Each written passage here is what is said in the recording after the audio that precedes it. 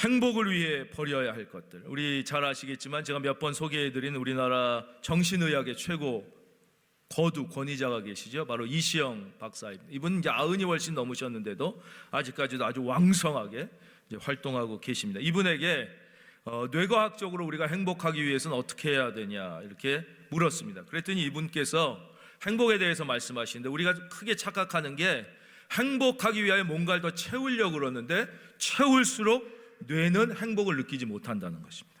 왜냐? 행복의 자리가 마련되지 못하기 때문에 이 뇌는 채우는 게 아니라 비울수록, 많이 채울수록 과부하가 걸린다는 거예요.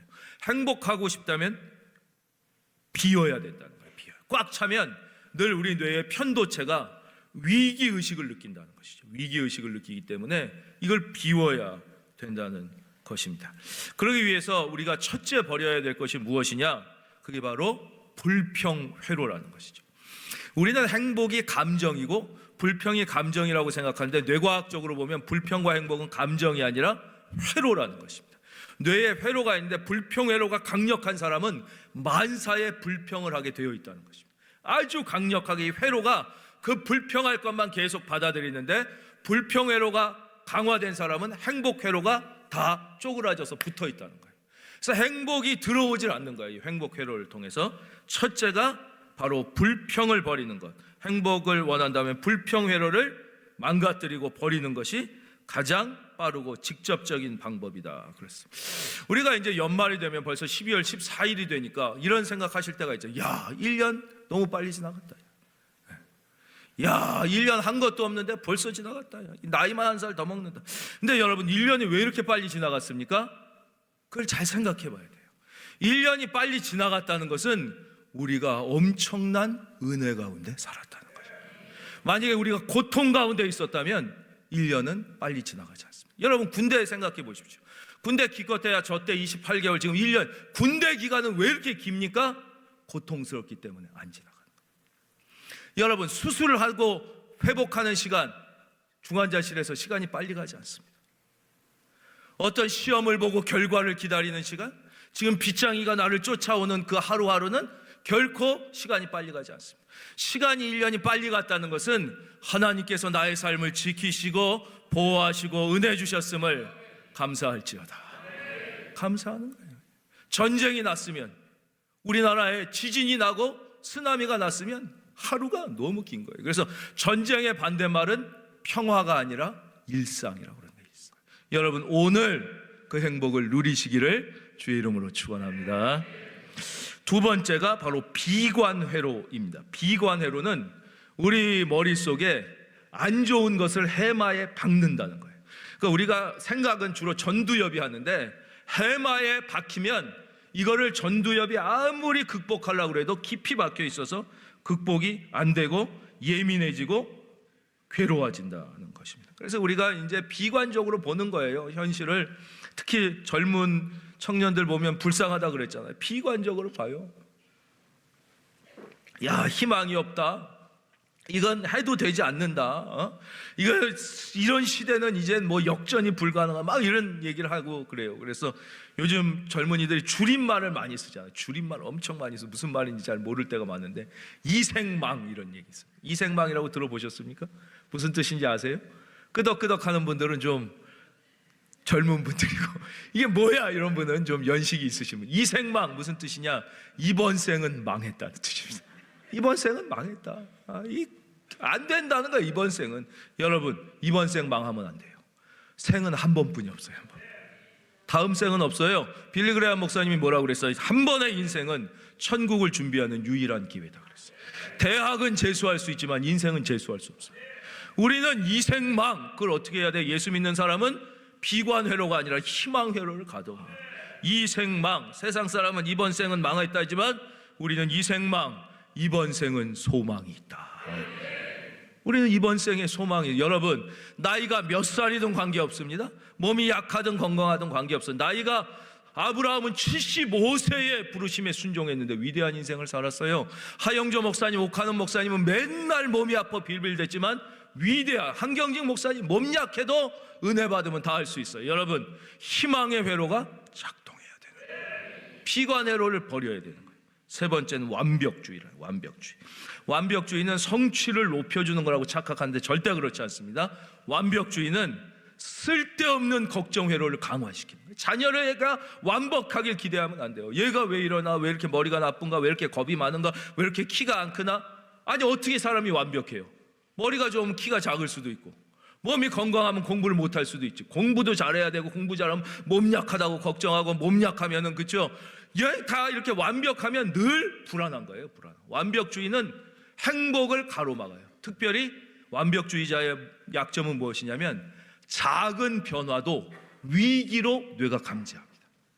그래서 변화를 두려워하는 거예요. 그럼 망하게 돼 있어요. 보세요. 왜 우리가 일본에게 먹혔습니까? 단 하나입니다. 일본은 변화를 두려워하지 않고 메이지 유신 때 문을 열고 서양 걸 다 받아들였어요. 우리는 쇄국 정책을 해서 망했어요. 결국 변화를 두려워하지 않은 일본이 변화를 두려워한 조선을 잡아먹는 거예요. 변화를 왜 그래요? 완벽주의가 있으면 변화를 변화로 인식하는 게 아니라 위기로 착각하게 됩니다. 여러분에게 오는 변화는 위기가 아니라 축복의 문이 열렸다는 사실을 믿어야 되는 거예요. 축복이. 그래서 우리 대한민국과 북한의 결정적 차이가 왜? 북한은 우리끼리 주체 사상 모든 걸 막았어요. 정보도 막고 다 막았어요. 세계에서 제일 아프리카 나라 말고 북한처럼 가난한 나라는 지구상에 없어요. 대한민국은 이승만 대통령 때부터 열었어요. 박정희 대통령 때 열었어요. 김대중 대통령 때 일본의 문까지 열었어요. 그 전까지 일본 문화 다 닫았지만 김대중 때 일본도 열었더니 할렐루야. 2차 세계대전 이후에 유일한 선진국 대한민국 됐어요. 우리가 FTA 할 때만 봐도 그때 오래된 얘기도 아니에요. 얼마 전에 FTA 할 때도 막 반대하고 데모하고 미국하고 FTA 다 망했습니까? FTA에서 여니까 나라가 살았잖아요. 지금 그 트럼프나 치고 앉아있지 저렇게. 유머입니다. 유머. 막 자기들이 이제 FTA 하니까 망했다고 그 못하게 하고 막 이래서 우리가 위기인 거잖아요. 여러분, 미국도 저렇게 닫으면 저건 망하는 거예요. 여러분, 마음의 문을 여시기를 바랍니다. 완벽주의, 좀 실수해도 괜찮아요. 좀 잘못돼도 돼요. 너무 나 스스로도 그렇고 자녀에게도 주변에도 완벽을 기대하면 내가 미치는 거예요. 행복할 수가 없어요. 또 완벽주의의 특징은 뭐냐? 성취를 하고도 기뻐하지 못한다. 제가 아주 그런 잘못된 약점을 가지고 있는데, 그래서 행복이 없다는 거예요. 저는 전에도 말씀드렸지만 100을 목표로 했는데 150이 되면 감사하고 기뻐해야 되는데 200을 목표로 할 걸 그랬구나. 더 할 수 있었는데 내가 더 최선을 다하지 않은, 막 이런 생각을 하는, 이게 아주 나쁜 습관이라는 거예요. 하나님이 여러분에게 주셨으면 기뻐할 줄 알아야 돼요. 좀 즐길 줄도 알아야 돼요. 그래서 대학에 합격했다 그러면 좀 놀게 해주셔야 돼요. 너 요즘엔 학점 나쁘면 큰일 나, 이러면 좀 놀게 좀 하고, 좀 하나님이 주신 걸 기뻐할 수도 있게 좀 해야 됩니다. 마지막으로 버려야 할 것은 과거의 상처와 실패의 기억을 버려야 된다. 근데 이게 안 버려진다는 거예요. 그것도 이게 해마와 편도체에 박힌다는 거예요. 이게 성공의 기억은 주로 전두엽에 있다가 사라진답니다. 우리가 전두엽으로 생각하는 거예요. 근데 그래서 실패는 기억이 오래 남아요. 상처받은 거는, 상처받은 말 한마디가 얼마나 오래 남느냐. 왜냐하면 편도체와 해마에 박혀가지고 전두엽이 의식적으로 희망을 생각해야지, 잘 될 거야 그래도 이걸 이길 수 없다는 거예요. 본능적으로 두려움이 오고 염려가 오고 이 감정을 짓누르는 거예요. 이성으로 생각해도 두려움의 감정이 오는 거예요. 공황발작 뭐 이런 거 있잖아요. 우울증, 이 해마에 박힌. 이거를 완전히 없앤다는 건 불가능하답니다. 그러나 약화시킬 수 있는데, 그건 뭐냐면 믿음을 파괴하는 감정을 먼저 해결해야 된다는 거예요. 감정을. 그러니까 우리가 어떤 사건보다 그 실패했을 때의 아픈 감정이 이 편도체에 남아있는 거예요. 그리고 상처받은 감정. 그래서 이 믿음을 앞으로 희망이 있을 것이다, 잘 될 것이다, 하나님이 나를 도와주실 거라는 믿음을 파괴하는 감정을 버려야 된다. 감정을 버리기 위해서는 어떻게 해야 되느냐? 여러분, 찬양을 부르십시오. 찬양을 하면 막 가슴이 뜨거워져요. 이거는 우리가 감성은 나쁜 게 아니에요. 영혼 다음에 중요한 게 감성이에요. 감성. 사랑은 이성으로 하는 게 아닙니다. 감성이에요. 그래서 감성적 믿음을 너무 막 나쁘고 뭘 감정적으로 믿으면 안 돼. 그게 아니에요. 냉랭하게 믿는 게 더 나빠요. 차든지 뜨겁든지 하라고 그랬어요. 미지근하면 주님이 안 된다 그래요. 찬양을 뜨겁게 부르면 감정 속에 주님이 주시는 은혜가 박히고 살아나기 시작합니다. 그러면서 나를 억누르던 나쁜 상처와 실패의 그 감정들이 조금씩 약화되면서 감사와 은혜와 희망의 감정이 이제 나를 지배하게 되는. 여러분 스스로 돌아보십시오. 나를 지배하는 감정이 감사인가 불평인가? 기쁨인가 슬픔인가? 슬픔이 지배하는 사람들이 많아요. 그런 분들을 어떻게 알 수 있는지 아세요? 아무 일 안 하고 가만히 있으면 약간 우울한 사람들이 있어요. 감정이 슬픔이 지배하는 것입니다. 여러분의 마음을 기쁨이 지배할 수 있기를 바랍니다. 아무것도 안 하고 가만히 있으면 불안한 사람이 있어요. 왜요? 불안의 감정. 어떤 객관적 사실이 아니라 이 잘못될 것 같아. 좋은 것도 불안의 감정이 나를 지배하는 거예요. 이거를 인간은 이길 길이 없어요. 공부로도 이길 수가 없고 훈련. 그러나 찬양하면 성령님이 함께 하시는 우리의 감정의 변화가 일어나게 되는 것이죠. 여러분 모두 예수님 믿고 주님은 하나님의 자녀가 행복하게 살기를 원하시는. 그래서 시편 1편이 어떻게 시작돼요? 복이 있는 자는 얘기죠. 복이 있다는 건 뭐예요? 우리말로 바꾸면 행복한 사람은 이란 뜻이에요. 하나님이 복을 주시면 우리는 행복해지는 거예요. 행복하기 위해서 이렇게 해라. 주님이 시작하는. 하나님은 여러분 한 분 한 분이 행복하시기를 바라요. 그것이 하나님을 기뻐시게. 여러분 다 자녀 키워봤잖아요. 자녀가 늘 우울하고 죽을 상하고 불안해하고 있으면 부모 마음이 얼마나 아파요. 늘 좀 힘든 일이 있어도 기뻐하고 좀 어려워도 감사하고 소망을 가지면 부모가 기쁘듯이 여러분 행복해서 하나님께 기쁨을 드리시기를 주님의 이름으로 축원합니다.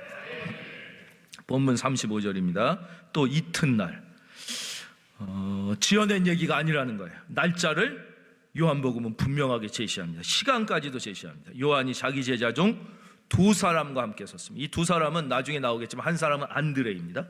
또 한 사람은 사도 요한입니다. 사도 요한. 사도 요한은 이름이 여기 나오지 않아요. 이 둘이 제일 처음 예수님의 제자가 돼요. 원래는 세례자 요한의 제자였습니다. 그런데 예수님이 건의시니까 세례자 요한이 뭐라 그러냐? 보라, 하나님의 어린 양이로다. 이 앞에 29절에 뭐라 그랬어요? 이튿날 요한이 예수께서 자기에게 나아오심을 보고 이르시되 보라, 세상 죄를 지고 가는 하나님의 어린 양이로다. 온 인류의 죄를 지고 가시는 하나님의 어린 양. 오늘은 보라, 하나님의 두 명을 앞에 놓고 얘기해요. 이건 뭐예요? 예수 그리스도는 온 인류의 죄를 지고 가시는 하나님의 어린 양이며 동시에 개인적으로 이 시간 예배의 자리에 나와 있는 여러분의 죄의 짐을 지고 가시는 하나님의 어린 양. 온 인류가 볼 때도 보라 세상 죄를, 그리고 제자 앞에서도 보라 네 죄를 지고 가는 이 사람은 지금 예수님 제자가 아니에요. 세례 요한의 제자예요. 그러나 여러분 세례 요한은 아무리 위대해도 인간이에요. 제자의 짐을 대신 제자의 죄를 책임져 줄 수 없는 거예요. 어떤 인간도 다른 사람의 죄의 문제를 해결해 줄 수 있는 사람은 아무도 없어요. 오직 예수 그리스도 그분만이에요. 믿으시면 아멘. 예수 그리스도 그분만이. 그랬더니 주 제자가 어떡합니까? 37절 두 제자가 그의 말을 듣고 예수를 따라가나라. 아 그렇구나. 그러면 이번 학기를 마치고 다음 학기부터는 예수님의 제자가 되겠습니다. 안 그랬다는 거예요. 즉시 따랐다. 이 매우 중요합니다. 즉시. 그 다음 보겠습니다. 39절 예수께서 이르시되 와서 보라. 그러므로 그들이 가서 즉시 갔어요. 와서 보라 그래요. 아 그러니까 그럼 내가 일이 좀 있고 이것도 하고 하니까 일주일 있다가 약속 잡고 그러지 않았어요. 즉시 갔어요. 그들이 가서 계신 데를 보고 그날 함께 거하니. 시간까지도 나와요. 때가 10시쯤 돼요. 10시는 우리 시간으로 몇 시에? 오후 4시입니다. 오후 4시. 무조건 성경에 나오는 신약의 시간은 더하기 6을 하면 지금 서울에서 쓰는 시간이에요. 16시 오후 4시. 바로 따르라 그러니까 아침에 만나고 바로 따른 거예요. 예수님 간 거예요. 우리 집에 오라 그랬더니 즉시 간 거예요. 여러분 순종은 즉각적 순종만이 순종입니다. 다시 말씀드리겠습니다. 순종은 즉각적 순종만이 순종입니다. 나중에 상황이 되면, 문제가 해결되면, 이 어려움만 지나가면, 그래서 죽어도 영원히 순종할 수, 그건 순종이 아니에요. 여러분, 먼저 순종하면 상황이 해결되는 것이에요. 먼저 순종하면 하나님께서 상황을 바꿔주시는 것이에요. 이 어려움이 끝나면 순종하게. 죽을 때 왜 40년 예수를 믿고도 가난해서 못 벗어납니까? 왜 평생 교회를 다니고도 고난에서 못 벗어납니까? 순종하지 않기 때문에. 벗어나면 순종하겠다. 죽을 때까지 못 벗어나요. 지금 순종하면 반드시, 하나님은 하나님의 자녀가 다 부자로 산다고 약속하진 않았어요. 그러나 그 누구도 가난에서 해방된다고 약속하셨어요. 왜 우리가 해방 못 됩니까? 순종하지 마. 오늘부터 순종하십시오. 여러분의 삶에 기적이 상식처럼 경험될 것입니다. 기적이 상식이 되는 거예요. 그 유명한 책이 있죠. 스크류 테이프의 편지, 뭐 이런 책이 있어요. 이거 지은 분이 C.S. 루이스라는 분이에요. 우리가 한때 전 세계적으로 히트를 쳤던 영화 중에 나니아 연대기라는 영화가 있어요. 이거의 원작 소설을 쓴 분도 이 C.S. 루이스라는 분이에요. 그거는 예수님의 구원을 애들이 아주 막 재밌게 알 수 있도록 이 우화와 동화로 만든 게 나니아 연대기예요. 그리고 거기 사자가 나와요. 아슬론이라는 사자가 나온, 그게 예수님을 표상하는 거예요. 예수님이 왕이시요. 그 사자가 왕이에요. 사자가 대신 죽어요. 거기서 대신 죽고, 다 죽은 줄 알았는데 사자가 거기서 쫙 다시 살아나거든요. 보면서 사람들은 그게 뭔지를 모르는데, 그 사자가 바로 예수님을 우리에게 상징적으로 보여주는 게 나니아 연대기라는 아주 유명한 그 소설이고, 그게 영화가 됐어요. 이분이 쓴 또 아주 재미있는 세계적 명작 중에 스크류 테이프, 이름이 테이프예요. 테이프. 스크류 테이프의 편지라는 책이 있어요. 스크류 테이프는 삼촌 마귀 이름이에요. 삼촌 마귀. 거기 보면 조카 마귀가 나와요. 조카 마귀. 조카 마귀는 이름이 웜우드예요. 웜우드. 나무 벌레 이런 뜻이에요. 이 마귀는 우리의 영혼을 벌레처럼 다 갉아먹어서 속으로부터 다 이렇게 썩게 만드는 거예요. 이 마귀가. 웜우드. 근데 여기서 삼촌 마귀가 조카 마귀에게 인간을 망하게 하는 11가지 방법을 가르쳐줍니다.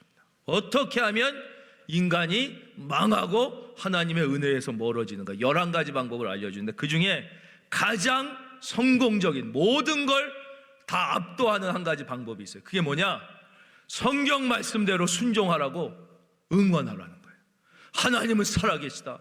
하나님의 말씀대로 순종하면 복을 받는 걸 그대로 가르쳐줘요. 그리고 마지막에 딱 하나, 내일부터 순종해라. 내일부터. 그럼 그는 영원히 축복을. 왜? 내일이 되면 내일은 또 오늘이에요. 일주일 후 그날 되면 그날은 또 오늘이에요. 오늘 순종하지 않는 사람은 영원히 순종할 수 없다. 오늘 순종하지 않는 사람은 영원히 그 은혜를 누릴 수 없다. 스크류 테이프에서 책에 나오는 위대한 가르침.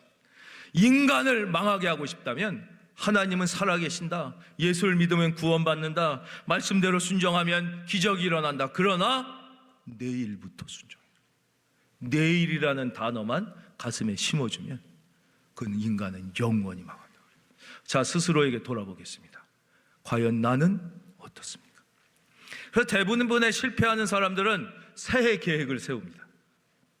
새해 계획을 세우는 사람은 다 실패합니다. 성공하는 사람은 오늘부터 시작합니다.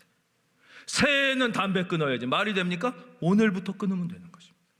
여러분에게 이러한 은혜가 있기를 바랍니다. 새해부터 예배 드려야죠. 오늘부터 예배 드려야죠. 새해부터 성경 공부해. 오늘부터 해야죠. 그래서 심리학적으로 왜 새해 계획을 세우는 사람들이 다 실패하느냐 봤더니, 성공한 사람들은 새해 계획을 세우지 않는다는 연구 결과가 나온 거예요. 왜 안 세우냐? 오늘부터 하면 되죠. 오늘부터. 왜 새해까지? 그럼 오늘 14일이면 새해부터 하면은 지금부터 16일은 그냥 시간 죽이겠다는 거예요. 그래가지고는 새해 되면 또 조금 있다 하다가 3일이면은 뭐 작심 3일 되고 이러면 다 무슨 계획 세웠는지도 모르는 거예요. 여러분들에게 좋은 것은 즉시 하는 은혜가 있기를 바라고, 나쁜 것은 내일 하십시오. 나쁜 거는 내일. 저 사람을 비판하고 싶다, 내일 해야지. 그날 되면 또 내일 하십시오. 저 사람을 손가락질을 하고 싶다, 그런 건 내일 하십시오. 내일 해도 됩니다. 그러나 칭찬하고 격려하고 축복하고 사랑하는 일은 지금부터 시작하기를 바랍니다. 그 다음 말씀입니다. 예수께서 돌이켜 그 따르는 것을 보시고 물어 이르시되 무엇을 구하느냐. 여러분에게 한번 묻겠습니다. 여러분 오늘 예배 나오시고 예수님 믿으시잖아요. 예수님께 무엇을 구하십니까? 예수님이 지금 그렇게 물으신 거예요. 무엇을 구하느냐. 그럼 여러분 뭐라고 대답하겠어요? 건강을 구합니다. 평안을 구합니다. 자녀가 잘 되기를 구합니다. 돈을 많이 벌기를 구합니다. 사회적으로 성공하기를 구합니다. 솔직히 그런 마음이 있어요. 그건 나쁜 게 아닙니다. 처음부터 제자 되기 원합니다. 말씀대로 순종하기 원합니다. 이래서 예수 믿는 사람이 누가 있겠어요?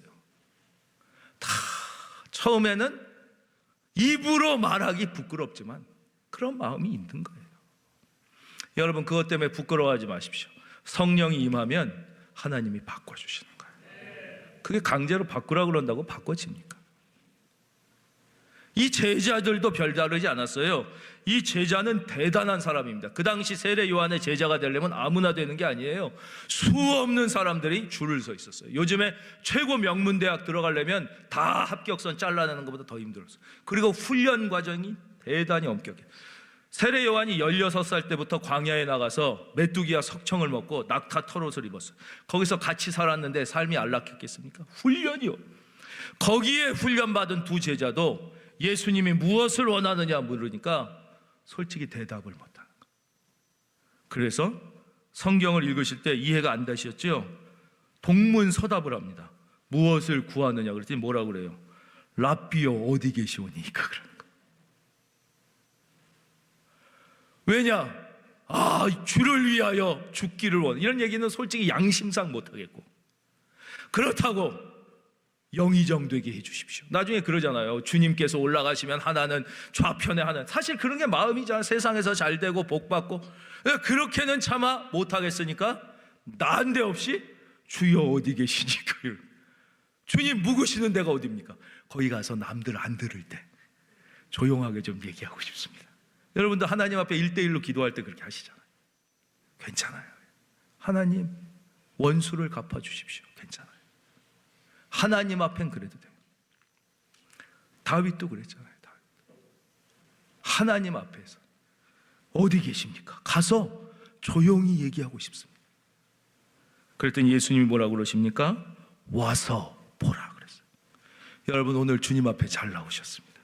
여기 오셨으면 예수님을 봐야 되는 것입니다. 여러분 예수님은 어디에나 다 계시지만 그렇지 않습니다. 예수님이 약속하신, 예수님이 머무시는 주의 전에 오면 훨씬 더 큰 은혜를 주시는 거예요. 거기서 여러분의 닫힌 문이 열리고 여러분의 진실한 마음이 하나님 앞에 연락되는 거예요. 여러분이 예배당까지 오는 시간을 하나님이 기억하십니다. 예배드리는 시간을 기억하십니다. 돌아가는 시간을 하나님이 축복하시는 거예요. 여러분 편하게 예배드리지 말고 진실하게 예배드리길 바라요. 여러분 투자는 어떤 투자를 해야 돼요? 사업가를 보고 투자를 해야 돼요. 아무리 말을 막 해도 사업가가 별 볼 일 없는 사람 투자하면 다 망하는 거예요. 능력이 있어요. 젠슨 황. 저는 뭐 주식은 안 해서 모르지만 이 사람이 젊었을 때 그 가치를 알아보고 투자한 사람은 지금 뭐 100만 원이 수십억, 수백억 됐을 거예요. 또 누구 있어요? 뭐 그런 사람 많잖아요. 뭐 빌 게이츠도 있고. 여러분 예수님을 위해 투자하십시오. 2000년 동안 증명된 가장 위대한 경영자이며 가장 위대한 역사의 주관자이며 생사회복을 주관하시, 생사화복을 주관하시는 그분. 만약에 이게 거짓말이면 기독교는 이미 멸망한 거예요. 기독교는 이미. 딴 종교는 왜 멸망해요? 여러분, 딴 종교에는요, 돌을 닦으면 평안하고 잘 살게 된다, 이런 말 불경에 하나도 없습니다. 성경에만 있습니다. 유교 의인이 지혜 신을 하면 그게 인간이다, 이렇게 얘기하지, 인이 지혜 신을 하면 천국 간다, 복을 받는다, 성공한다, 이런 말 없습니다. 유교 책에는. 성경에만 있습니다. 여러분, 거짓말이면 생명을 2000년 동안 가질 수가 없습니다. 여러분, 믿으십시오. 그리고 투자하십시오. 여러분의 인생이 기적이 일어날 것입니다. 지금도 미국 대통령은 다 성경에 손을 얹고 하잖아요. 여러분, 미국 대통령이 어디에다 얹고 그 대통령 선서예요? 다 성경에 얹고 하죠. 오바마도 성경에 얹고, 원수래도 누구예요? 트럼프도 성경에. 두 사람이 원수지만 하나님 의지하는 건 똑같은 거예요. 하나님 의지하는 건 똑같은 거예요. 왜냐? 성경만이 진리이기 때문에. 그 미국이란 나라가 아무것도 아닌 나라, 전 세계에서 실패한 사람들의 집합소. 여러분, 자기 나라에서 성공한 사람이 왜 이민 갑니까? 이 나라에서 잘 안 되니까 잘 살아보려고 다 간 거 아니에요? 다 가난해서 이탈리아에서 망하고, 아일랜드에서 망하고, 독일에서 망하고, 영국에서 쫓겨난 사람이 미국에 모였는데 세계에서 제일 강력한 나라가 됐어요. 왜냐?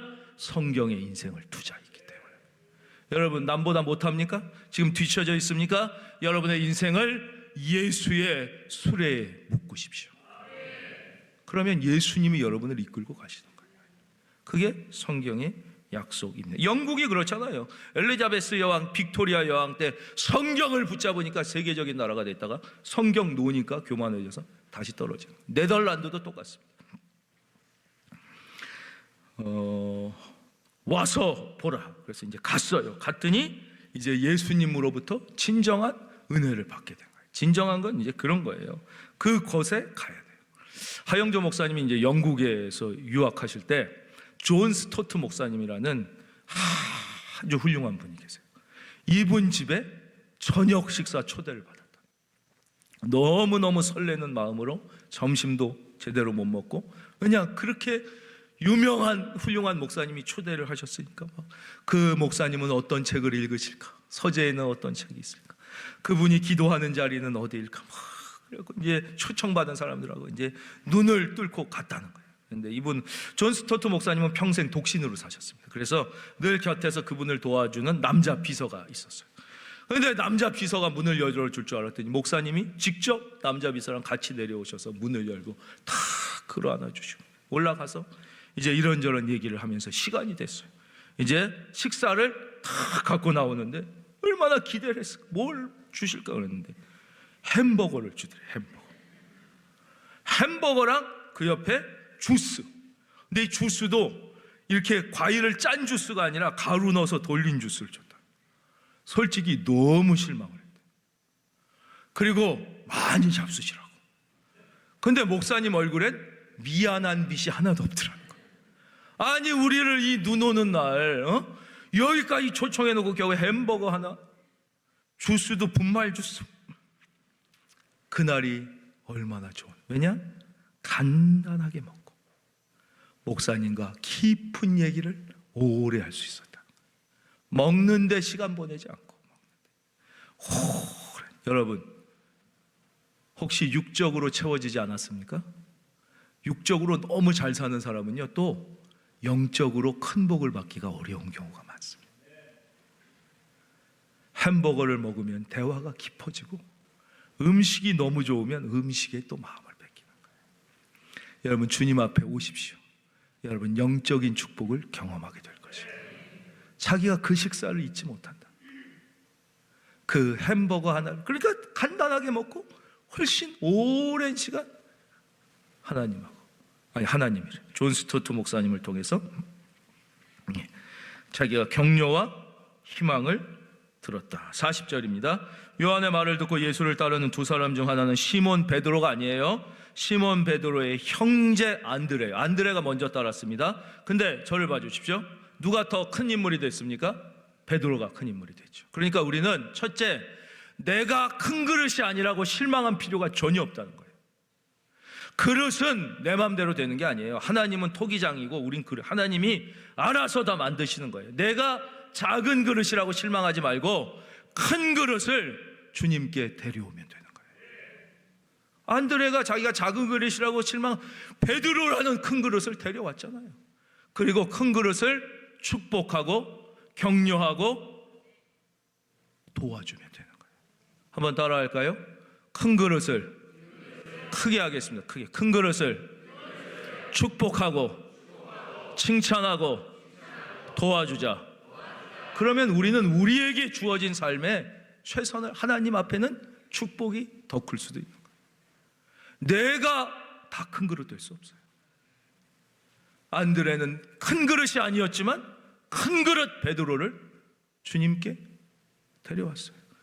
그리고 자기가 먼저 믿었지만 베드로가 수제자 된 거 원망이나 섭섭하는 얘기는 한마디도. 이게 하나님의 사람이라는 거예요. 이게 교회예요. 교회는 어떤 곳입니까? 교회는 나보다 큰 그릇 된 다른 사람 때문에 기뻐하고 축복하고 그 사람을 도와주는 것, 그게 교회예요. 할렐루야. 예, 아멘을 크게. 할렐루야. 예.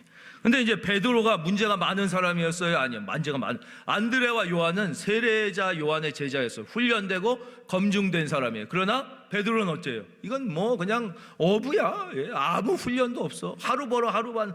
실수가 얼마나 많은지 몰라요. 여러분, 실수가 많은 정도가 아니에요. 베드로는 그렇게 예수님한테 혼나고 배우고 했어도 예수님이 십자가에 못 박혀 죽으실 때까지 실수와 잘못을 반복합니다. 인간은 그런 거예요.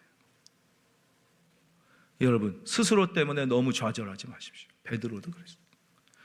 베드로도 예수님이 십자가에 못 박혀 죽으시는 순간까지 실수와 잘못을 끊임없이 합니다. 여러분, 교회는 어떤 곳입니까? 실수를 하는 사람을 손가락질하는 곳이 아니에요. 교회는 칭찬하고 격려하고 축복하고, 누구든지 교회 안에 오면 따라하겠습니다. 칭찬하고 격려하고 축복하고 사랑하자. 그게 교회입니다. 다른 거는 다른 데서 하세요. 남 비판하고 욕하고 비난하는 건 다른 데서 하는 것입니다. 여러분, 우리 한번 얘기할까요?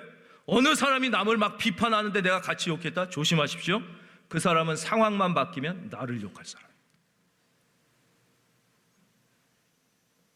그 회로가 그렇게 되어 있기 때문에 그런 거예요.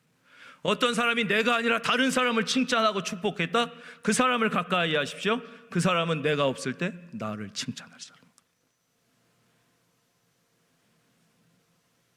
그건 초등학교 5학년도 아는 거 아닙니까?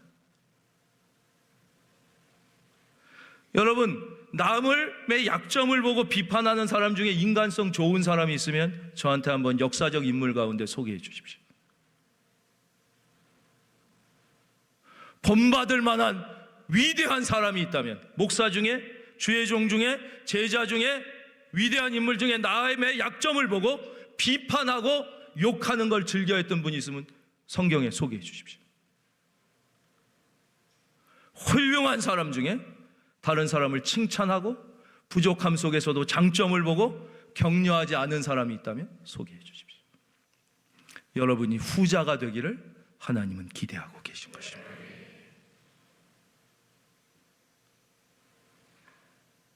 그거는 초등학교 3학년도 알아요. 근데 왜 우리가 모를까요? 사탄이 우리의 눈과 귀와 마음을 막았기 때문에. 우리의 눈과 귀와 마음을 막는 거예요. 초등학교 4학년만 돼도 알 수 있는 것들을 당장 내일이 되면 모르는 거예요. 왜요? 사탄이 나의 눈과 귀와 다 막는 거예요. 여러분 안에 은혜가 여러분의 영혼을 지배할 수 있기를 바랍니다. 두 번째, 우리는 여기서 가족 전도의 중요성을 배웁니다. 가족 전도는 우리에게 큰 짐이지만 가장 중요한 전도임을 잊으면 안 됩니다. 저는 우리 큰은혜 교회에 속한 모든 가정이 예수 믿는 믿음의 가정이 되기를 바랍니다. 가족 전도. 여기서도 가족 전도 한 거예요. 가족 전도. 안드레가 가족 전도로부터 시작된 거예요. 42절입니다. 화면 보겠습니다. 다 같이요. 소리내서 시작. 예수께서 보시고 이르시되 내가 요한의 아들 시몬이니 장차 게바라 하리라 하시니라. 게바는 번역하면 베드로라 그랬어요. 원래 이름이 시몬이에요. 시몬이란 이름의 뜻은 뭐냐? 갈대라는 뜻입니다. 인간은 갈대 같은 존재. 그래서 위대한 철학자 파스칼은 뭐라고 그랬어요? 인간은 생각하는 갈대다 그랬죠. 인간은 갈대 같은 거예요. 베드로는 그런 시몬. 그런데 게바, 베드로는 반석이라는 뜻이에요. 반석. 베드로가 언제 반석돼요? 바로 예수님은 베드로의 현재가 아니라 그의 미래를 보신 거예요. 여러분 기억하십시오. 주님은 지금도 여러분의 미래를 보고 여러분을 축복하시는 거예요. 여러분을 사랑하시는 거예요. 우리는 현재를 보고 좌절하지만 주님은 미래를 보고. 그래서 나이가 문제가 되지 않는다고 말씀드려서 아브라함 75세 몸 약해도 관계없어요. 한경재 목사님 맨날 몸 약해서 폐 때문에 골골하셨어도 다. 그러니까 하나님에게 쓰임받는 건 나이나 건강이나 지식이 아니라 오직 하나, 믿음으로 하는 거예요. 믿음으로 쓰임받는 거예요. 한번 따라할까요? 믿음으로 쓰임받는다. 바로 우리는 왜 예수 믿었습니까? 바로 이 말씀에 순종하려고 주님 앞에 나온 것입니다. 여기까지 온 것도 은혜입니다. 찬양했잖아요. 주님의 은혜를 감사하면서 이번 한 주도 주님의 말씀 붙잡고 다 행복하시기를 주님의 이름으로 축원합니다.